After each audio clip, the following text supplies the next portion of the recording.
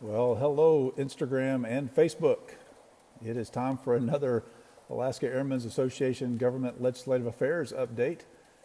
My name is Adam White, and I am coming to you live from Nenana, Alaska, here in my hangar that I use for some of the other hats that I wear besides just the Alaska Airmen's Association. And it is raining outside, and so hopefully the audio is good enough. You can see I've got earbuds in both ears because I'm running an iPad and a cell phone to be able to do two different social media platforms at the same time, which means that I have to have two separate things happening here. So hopefully everybody can hear me. It's nice to see some folks checking in, and we're going to go ahead and jump right in here. So just a little bit of housekeeping stuff. If you do have a question, go ahead and type it there in the comments, and I'll do my best to address those as we go along. Some of them may need to be dealt with offline, and I'll be glad to follow up with you afterwards and get you the information that you may be asking for. So again, just want to say welcome to everybody, and the noise that you may be hearing in the background is because it's raining and a metal roof and a metal building can be a little problematic for that. So hopefully the audio quality sounds good. Getting some thumbs up and things from some people, so it sounds like some of that is actually working pretty good. So some of the things I want to talk about with you this month. Of course, Oshkosh just happened, and a lot of news coming out of there. I was not able to attend this year. Actually, I have never attended Oshkosh, and I know that sounds almost sacrilegious, but I have not attended Oshkosh yet, and I know I can't really claim to be a serious pilot and aviator despite the decades and thousands of hours, but still haven't made it to Oshkosh. But a lot of cool things came out of Oshkosh. Hopefully you were able to see some of those updates and some of the news that was there. We did have the FAA administrator talk about the whole flight instruction and experimental aircraft issue. And so FAA is working on that and definitely heard our voices loud and clear, not just ours as Alaska Airmen's, but as EAA and AOPA and everybody else and their brother. Administrator Dixon heard the message loud and clear. Now, unfortunately, it seems that it's going to take some time to fix that problem. And right now there is some workarounds to be able to get a letter of deviated authority. It sounds kind of bad. You know, usually a deviant is not somebody you want to be, but anyway, you can get a specific exemption or a letter of deviated authority to be able to do that, authorization actually. But they say it could take up to 4 years for the FAA to fix this problem, working through the regulatory process. And there are some folks in Congress that are not happy with that timeline, and I'm not in Congress, but I'm not very happy with that timeline either. So there is a bill under development right now that would encourage, I think is probably a very kind word, strongly encourage the FAA to fix this before 4 years. So we'll see where that goes. Some of the other things that are happening legislative-wise, I constantly get notices of proposed rulemaking. I get notices of decommissioning. I got another round of NDB decommissioning that's happening here in Alaska. It looks like Evansville or Bettles, Fort Yukon, and McGrath are the next ones on the list. So if you use those three NDBs, please let me know, because I need to know about that so we can accurately advocate on your behalf for those navigation aids. Now, those are all co-located with the VOR. So there's also another means of navigation. Now, most people don't use NDBs anymore for primary source of navigation. And there's other approaches and things associated with that. There have been a couple of those that popped up as far as possible decommissioning that we were able to talk about pretty early on with the FAA and get those kind of removed from the list for right now. And so we were able to fix that at this point. So getting some questions here about the Raffle airplane. There's some exciting news about the Raffle airplane, but I'm not going to tell you what it is. You're going to have to wait. Actually, some things were happening at Oshkosh about the Raffle airplane. And I think all of you will be pleased and happy when you find out what's going on. And so stay tuned for more information about that. We're still finalizing some of the specifics and exact details of what the Raffle plane will be and how that process will work, because we're going to do something a little different this year. So stick around for that news and information. I found out just today that the FAA is talking about possibly changing up the way you can call in to a weather station like an ASOS and get the recording over the telephone. Now, sometimes, you think, why do we do that these days? Everybody's on the internet. Well, not everybody, and not always are we available to access that weather data off the internet. And actually, sometimes because of other issues, that data is not able to get into the FAA system through its normal channels. And so weather forecasters are calling those weather stations directly to find out what the observations are. So the FAA is asking some questions right now as to, do we need to keep this functionality because the modems that they're using are out of date, they're failing, and they can't find a cheap, effective, cost-wise replacement for those things. So that kind of gives you an idea of what some of the things happen. Like I said, I just found out about that today, and so I'll be tracking that issue down. Last week, I had an interview with the FAA, part of the FAA safety initiative that came out of the NTSB hearing that was in Anchorage back in 2019, I believe it was. And so the FAA is working through trying to answer some of the NTSB's questions about how they can improve safety here in Alaska. And we all know that tragically there was another fatality accident in Ketchikan with a beaver, and 6 folks lost their lives in Ketchikan in that tragedy. And so that's some of the things that the FAA is working through right now, trying to figure out what they can do to make things safer for aviation here in Alaska. So I participated in an interview process with that to give the FAA some ideas and some opinions about what's been happening throughout the years, and offer some potential avenues to improve safety. And so we're looking for that report from that safety initiative to come out sometime this fall, probably October, November timeframe. They have a pretty ambitious schedule trying to get that document completed. So, that a lot of good and a lot of not so good. A lot of just trying to work through that whole process with the FAA and help them understand some of the bureaucratic mentality doesn't always play out so well in the real world with a lot of our members. So looking at some other things for us, Barrow and the North Slope Borough, Utiavik is talking about possibly, they've asked DOT if they could possibly take over that airport and help manage that. As you know, several years ago, part of the budget process, the governor asked for ways that DOT can save money, and one of those ways that was talked about was how to divest of some of the state's airports. And there's several ways they could do that. Some of them would be just possibly closing down a couple airports. Well, we're not in favor of that. Maybe changing the status of an airport instead of having full-on winter maintenance when there's only 2, maybe 3 aircraft that operate out of a particular airstrip in the winter, and they're both on skis. Can we downgrade the airport a little bit to save some funds? So that's a possibility. One of the other ways was to look at who they could give the airport to manage it down to another level of government. And the North Slope Borough has asked to be considered to be able to take over the Barrow Airport.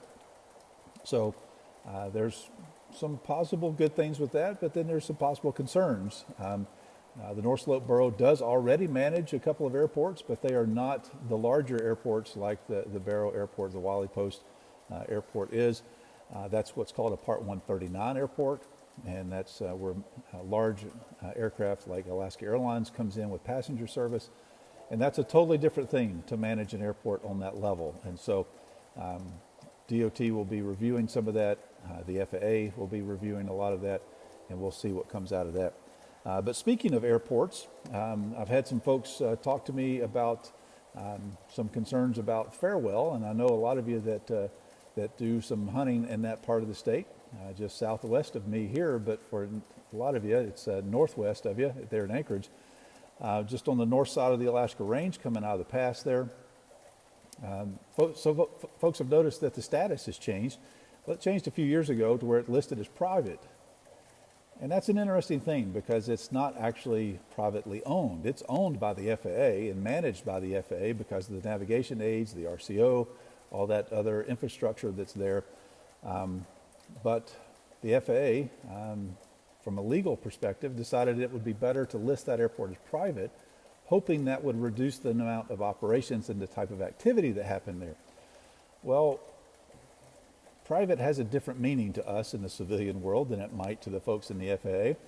And so I've done some checking and confirmed that, yes, it is still available to be used. You don't have to have prior permission to be able to use that airport, but it is not maintained in a way that you might be familiar with or comfortable with. And so be careful when you go in there. Now, you should be careful going into any airstrip, and you should be especially careful going into a backcountry airstrip. But the specific status of that airport has not changed, even though it may be looking a little bit different in the facilities director. So again, I apologize for the rain, for the noise on this metal roof, and you could probably actually hear the train coming through Nenana as it's right at just past 6 o'clock, and the passenger train comes through every evening at 6 o'clock on its way up from Anchorage. So hearing a little bit of that noise in the background. So going on down the list here, speaking of some other things with airports, the Wasilla Airport closed down for the next couple of days because of some maintenance and improvements and upgrades. Folks were asking, hey, what's up with that? Why are they able to do that? How come they can't leave part of it open? How does all that work? So I've been able to dig around and find out some more about the scope of the work that's being done, and they really do need to have as much area as possible to be able to make sure that everything's done safely. So check your NOTAMs before you go flying. Oh man, there's lots of things we could talk about. How many of you use satellite-based tracking devices, whether it's a spot tracker, an inReach device? There's several others out there. SpiderTrax is one that I use. I also have an inReach, and I actually have a spot tracker that I've kept through the years that I now give to my children when they're out on their adventures, so I can kind of have a little bit of peace of mind there. But how many folks have included those in their flight plans with the enhanced special reporting service that the Alaska Airmen's was a very integral part of helping get that program established with Alaska Flight Service. One of the things we have always been asked about, and we were always pushing for from the very beginning, is the ability to do two-way texting back and forth with flight service through these satellite communicators. That is very close to occurring. There is a safety risk management panel that will be convening this fall, probably before the end of the month actually, to work through that process and see how we can make sure that that's going to be a good thing equipment-wise internal to the FAA. So be looking for more information about that coming out. There is a very strong possibility that we will be able to interface and communicate with flight service through our satellite communicators here in the very near future. How many folks are aware that there is a test program underway right now for 360-degree cameras for the Alaska Weather Camera program? And so I've been part of a test group for that, going through and evaluating some of the images and some of the interface with that. And they've got a ways to go yet to make that ready for prime time. But we probably will have the ability in the very near future to see 360 degrees at most of these camera sites as they work through upgrading these cameras. Because as you know, we're limited to only the view of the cameras that are in place. And if you're like me, I'd kind of like to know what's in that one little sliver that's not being displayed on the weather camera website. And so this is going to fix that. And so get ready to find out some more about that as it starts being rolled out and ready for prime time. Let's see. If you have not heard, Canada has now opened up to non-essential travel. That's a very good thing for a lot of folks that have been trying to come through and come to Alaska or go back to the lower 48. There are quite a few restrictions that are still in place with negative test results and other things. And you can hear that I'm obviously at the airport with an airplane flying over the hangar. That's a wonderful sound. It just kind of resonates in this building. Anyway, so yeah, Canada opened up. Actually, yesterday was the first day that they allowed non-essential travel to and from Canada. But please do your homework. Please make sure you have everything in place before you get to the border, before you stop and try to clear customs and continue your trip, because you will have to have a negative COVID test and some other things in place. So do your homework. But the good news is it's becoming a little bit easier to do that now. Let's see. Instagram is still live. There we go. Facebook is back now. Sorry for that dropout. It's raining, and sometimes that interferes with the cell signal. The infrastructure bill in Washington, D.C. passed the Senate today. Not exactly sure what that means as far as what the final bill is going to look like. Obviously, the House still has to pick that up. And my understanding from what I'm reading, they are going to try to tie that to the debt ceiling and a bunch of other things with the budget. And so that's going to be held up for probably a couple of months. Now, it appears right now in the Senate version, and we don't know what's really going to happen with the House, but in the Senate version, there's between $20 and $30 billion that's been earmarked for aviation. And that's not just for Alaska, that's for the entire United States. Obviously, there's a lot of concern and a lot of questions about how will this be funded? What will that look like for the funding structure for that? And that's what's being worked out now in the House with some of those other challenges. So actually, Senator Murkowski did a pretty decent press release today about the infrastructure bill and outlines some things there. So if you're curious about that, I encourage you to go and do a search for Senator Murkowski's press release today about that. Speaking of Washington, D.C., I'm hoping that I'll be able to travel back to D.C. here possibly before the end of the year. As you know, I try to make a trip to Washington, D.C. about once a year, but because of COVID, that has not happened in quite some time now. But looks like things are opening up enough that it will be possible to make a trip back to D.C., funding-wise, of course, and other things. But be looking for an update as to what happens there when I go back to D.C. and talk to our congressional delegation, our one representative, Don Young, and then, of course, our two senators, Senator Sullivan and Senator Murkowski, and their staffers there. Now, I do interact with our congressmen and our two senators when they're here in the state. I interact with their staff on a very consistent basis. But as we all know, there's nothing like a face-to-face meeting and to be able to sit down and explain a few more things, answer some questions, and work into a little deeper detail about some of the aviation issues affecting us here in Alaska. So that's what happens on that trip to D.C. that I try to take once a year. Starting to work on some of those details right now, and it's still very early in the planning stages, but just wanted to let you know that it appears the world is coming back to normal enough that way may be another possibility. So just want to quickly remind you of some things that are out there if you want to look for it. To look for the Graphical Forecast aviation tool. You can go to the Aviation Weather Center, AWC, and aviationweather.gov. There's some test programs there. In the lower 48, the area forecast has gone away, and now they're using a graphical forecast. They're starting to do some testing of that concept here in the state of Alaska. I've been using that tool now for almost 3 months, and I got to tell you, there's some pretty cool capabilities with that. And if you're interested to know more about that, let me know, and I'll be glad to make sure you get a link to that. There's also a cloud section tool using satellite imagery that can then take a cross section of the atmosphere and not just what the tops are and what the tops of the clouds look like. But now with some current technology that's out there, really, again, some pretty fancy stuff, be able to look at a cross section. Now they've upgraded that tool to actually do a freeform route. Now up to this point, it's only been a few sample routes to be able to look at that cross section, but now they've got that product, I guess, matured enough to be able to allow us to do our own route structure on that. So if you're more interested in that, let me know. My email address is out there on the web, pretty easy to find, but you can go to alaskaairmen.org and find out how you can contact me there, and I can give you some more details.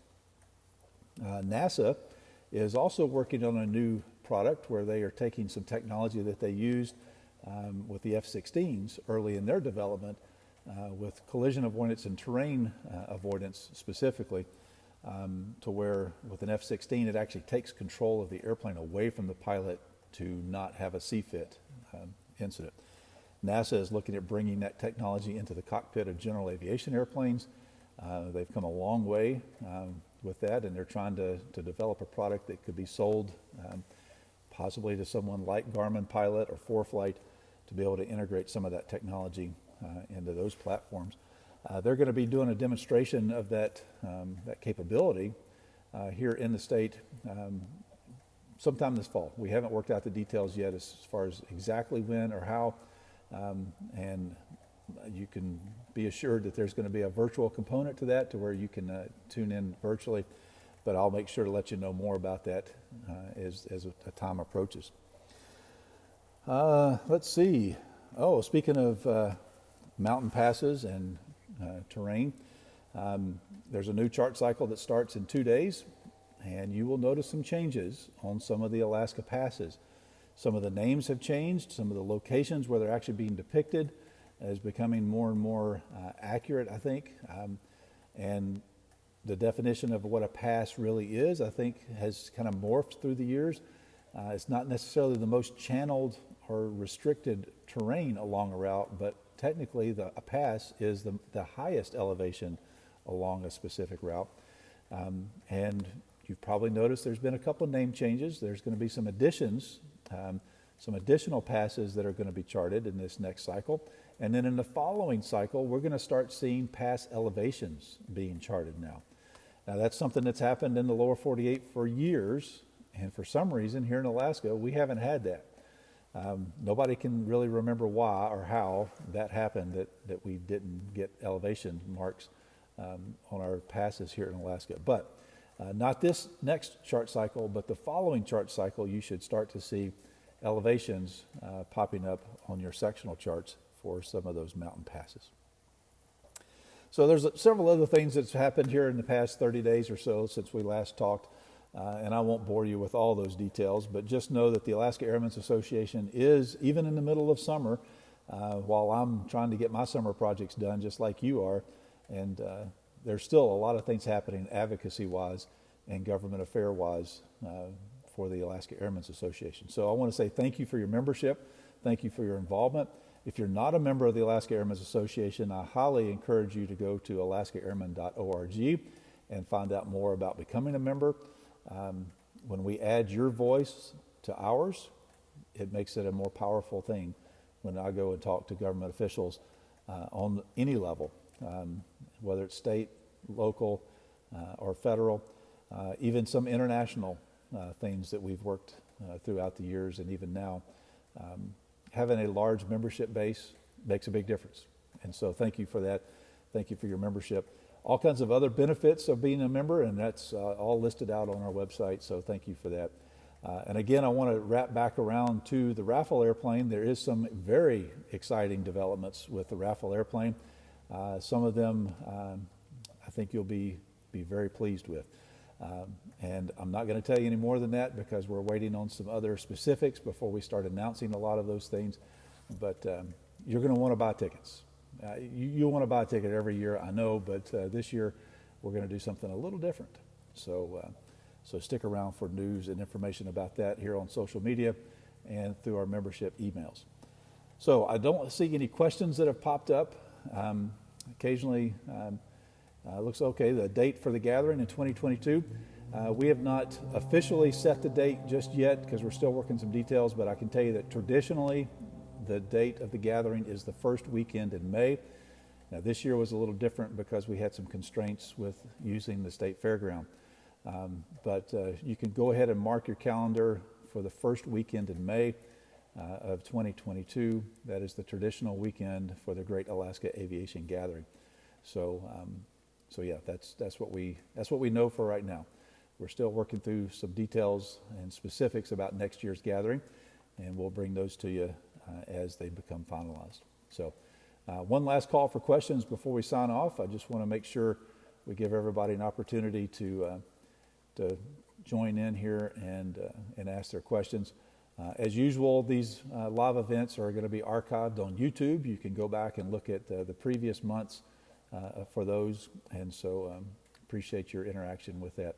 And as you can tell, I'm still wearing a little bit of a Hawaiian shirt theme for these. That got started right as COVID started spinning up, trying to bring a little levity to the situation that we were facing back then when I think the phrase was flatten the curve. I think it was the phrase that we used a lot back then.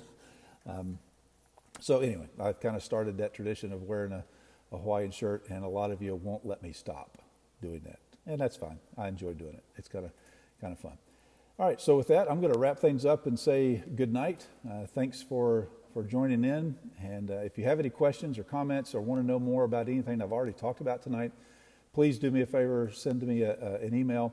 It's adam.white@alaskaairmen.org. You can find that information on our website at alaskaairmen.org. Good night, everybody.